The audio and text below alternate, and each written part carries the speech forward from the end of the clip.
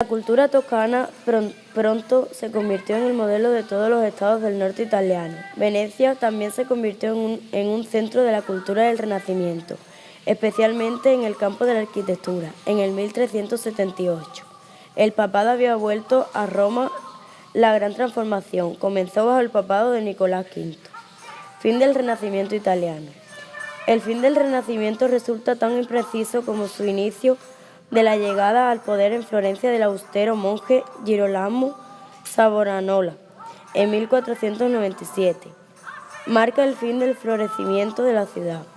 Savonarola alcanza el poder durante un retroceso generalizado contra el secularismo y la indulgencia del Renacimiento. En 1542 se fundó la Inquisición y pocos años después se creó el Index Librorum Prohibitorum. Literatura, poesía.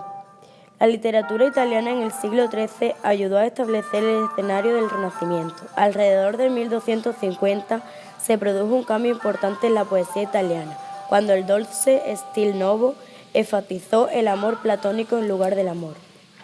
Ciencia y filosofía. Uno de los roles de Petrarca fue como fundador de un nuevo método de estudio, el humanismo renacentista. El humanismo es una filosofía optimista que ve al hombre como un ser sensible. Petrarca promovió el estudio de los clásicos latinos y llevaba consigo su copia de Homero, aunque fuera para encontrar a alguien que le enseñara a leer griego. Escultura y pintura.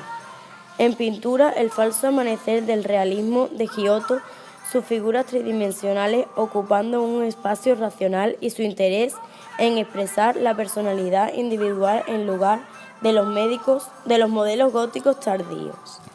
Comenzó en Florencia en los frescos de Mosaccio y luego pintura sobre panel y frescos de Piero de la francés a Ippolito Ucello. En la escultura, el estudio de Donatello sobre las obras de la antigüedad llevó al desarrollo de posiciones clásicas y los temas desnudos. Su segunda escultura, del David, fue el primer desnudo en mármol creado en Europa. La arquitectura. El estilo renacentista introducido en Italia mediante un momento revolucionario, aunque incompleto, en Rimini, obra de Leone Battista Alberti, se desarrolló en Florencia. Su música.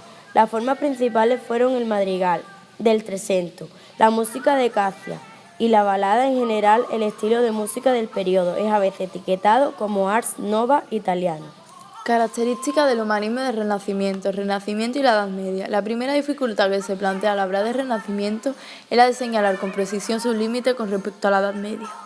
Ocurre con otras clasificaciones históricas. Resulta difícil deslindar el final de una época y el comienzo de otra.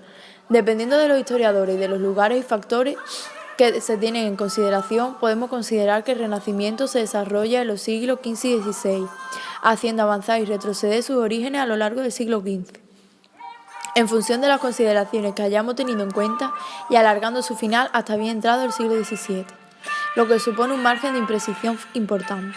Representa la cuestión de determinar si el Renacimiento supone una radical ruptura o una continuidad con respecto a la Edad Media. El desarrollo de la burguesía, clase social impulsadora de los ideales renacentistas.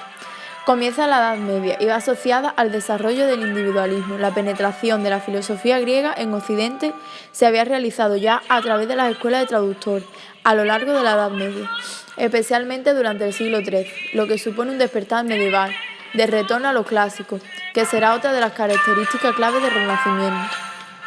Es cierto que podemos encontrar algunos elementos de continuidad entre la Edad Media y el Renacimiento, como los señalados anteriormente. Eso no basta para reducir el Renacimiento a una mera continuidad de la Edad Media.